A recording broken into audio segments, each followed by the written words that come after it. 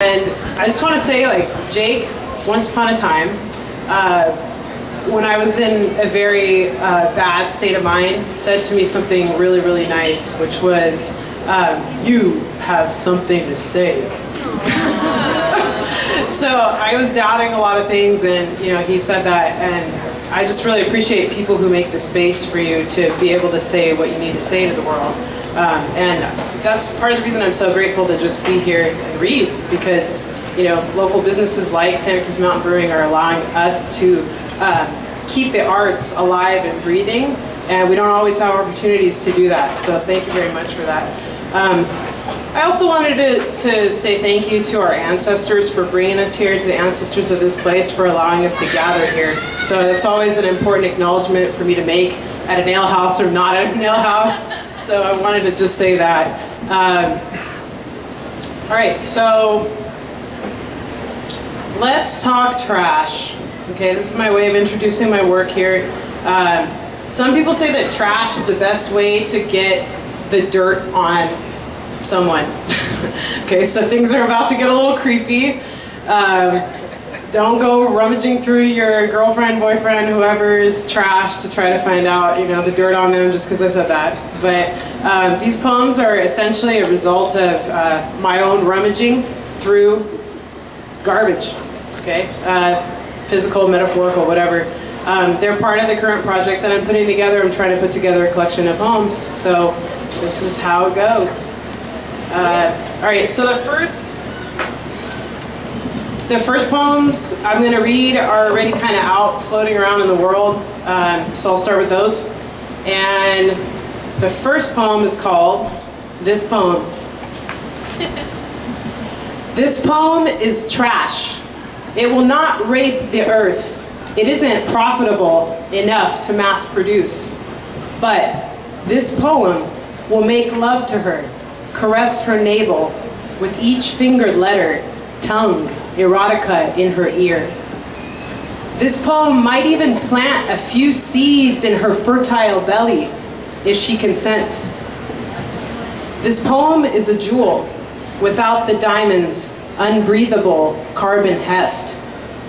This poem is oxygen with cedar wings, passing through you like time, a tree's watermark on my conscience.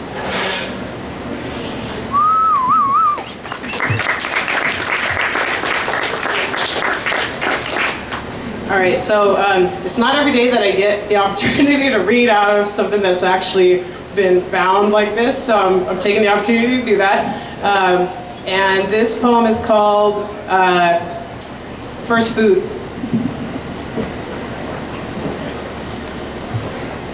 First food. Before pizza, fish sticks, hamburgers, chicken nuggets, and tater tots. Before chocolate milk. Before ورق عنب, and even before فول مدمس بالعيش بلدي came Mama's breasts. Mama's breasts were small before I took them from her. Mine are large now, filling with colostrum, soon to be milk machines. When Mama's breasts were full of milk, I took them from her without realizing. She had little support. Not yet conscious, I turned her breasts to stone. She could no longer pump the raw, tender pieces of dried meat, and so she filled them with a hormone to make them stop hurting her. And that was when I stole one from her, lopped off the first slab of flesh several months after I came out of her body. She found the lump. She was sure it was from the pills, never once blaming her carnivorous child. My breasts mark my feminine ego. I look at them with a smirk in the mirror, and ripe cantaloupes stare back, begging to be suckled. Mama paid with her breasts first, then paid for formula, clothes, a private room for my budding bosom, college, by sleeping on the closet floor, by buying canned, generic brand, and frozen foods. Mama went to work and gave me a fresh start.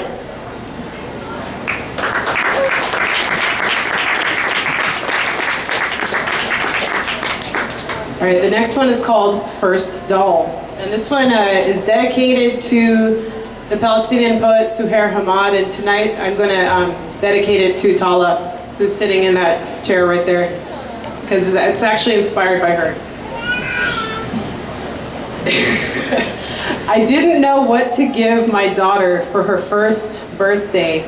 Didn't want to bind her in silky pink ribbons and polyester threads.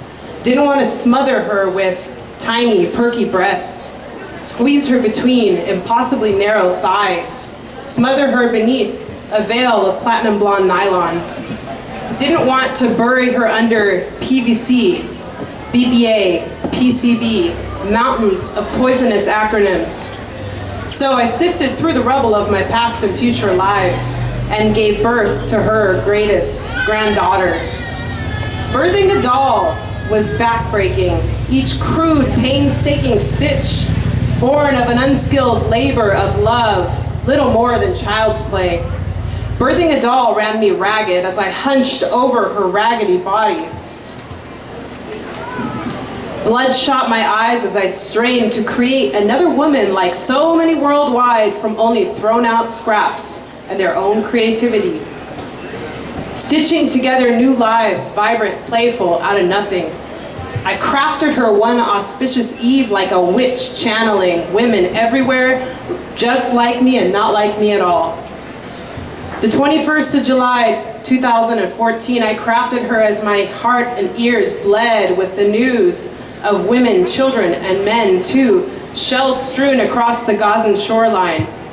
I thought of all the heads aching, hands sewing, under mortar and fire, under a looming birthday, under constraints of threadbare socks and lace from old panties, crumpled plastic mesh and torn up polka dot pajamas. Women giving life when death was too greedy.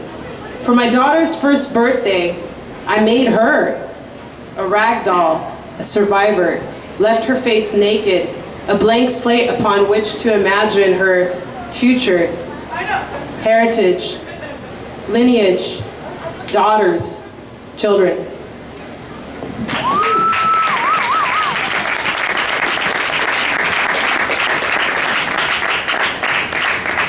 All right, so those were kind of like a set.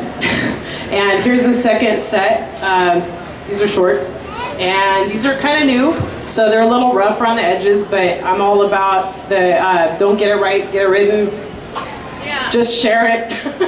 Give it a chance to live and see how that goes, and then do what you want with it afterwards. Okay, so this one's called Hijab. She didn't cast it off by choice. She never planned to remove it. But when she came out to speak up, her confident strut, a megaphone booming, with the power of a million other voices just like hers and not like hers at all, it was too much for him. He couldn't bear the thought of anyone, let alone a woman, let alone seas of women, disrupting order and authority. In her courage, he foresaw the apocalypse descending like a woman unveiled. So he took his baton and beat her, dragged her by her silk chiffon headscarf into an alleyway where the rats and the dogs and roaches slipped over it, scampered desperately, seeking space to hide from the trampling herds of human feet demanding freedom on uncharted paths, blinded by the sun, choked thick with tears and smog and too many cigarettes, too much anxiety from too many centuries of subjugation, leaving behind blood and ripped out hair and the occasional headscarf.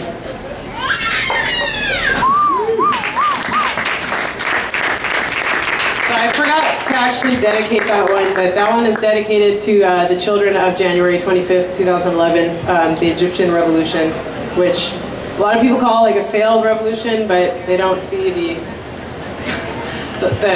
longue durée. They don't see, that these things are going to take time. So I just want to acknowledge that we didn't forget you, children of January 25th. Okay, this one is called Hairbrush.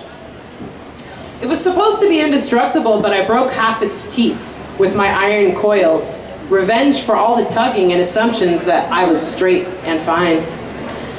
Couldn't you be more accommodating? I thought. You had one job, to help me groom. And you always made me feel like an anomaly, like it was my fault. I hurt, like I asked for it. I left a part of me with you every time we touched. Sometimes when we worked things out, you massaged my scalp with the tips of your many canines.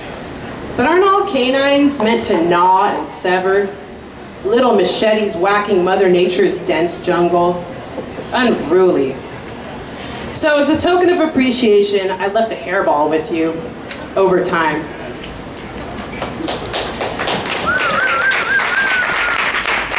So then the next poem is called Hairball.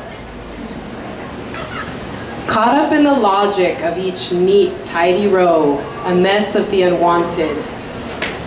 Black on the brownish side, nest-like but hatching no eggs, a dead web resonant with story. Each long, erratic wave now stretched out and wrapped around your bristles. Daggers clinging to you, straining, suffocating, recalling the times Mama would pull and tug while the roots screamed like mandrakes being reft from the earth, deafening.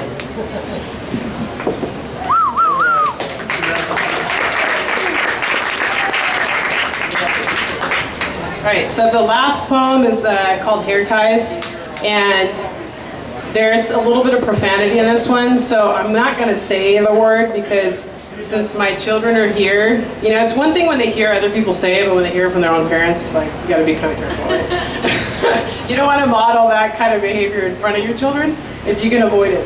Because I'm going to have to listen to it all the time also, that's the other thing. So, this is called Hair Ties. You will see me lift up a piece of paper at some point very soon and use your imagination, okay? So hair ties. The day my hair tie broke, I yelled and cracked a wry smile. I didn't have another one. I couldn't contain myself. I paid for it big time. It only cost me about 5 cents, but breaking it cost me my dignity. I couldn't contain myself. The day my hair tie broke, my infant grabbed a fistful of straight curls with tiny vice-grip fingers, holding fast to her roots. The day my hair tie broke, the police pulled me over for a broken tail light and took me into custody. I'm lucky I made it out alive. The day my hair tie broke, I felt sexy again for a second. The day my hair tie broke, I felt violated by their dirty mouths and dirty blonde minds yelling, "Brown sugar!" and craving a taste, undressing me with their eyes and then their binding hands. This body unleashed is a threat to itself. And that's all. Thank you very much.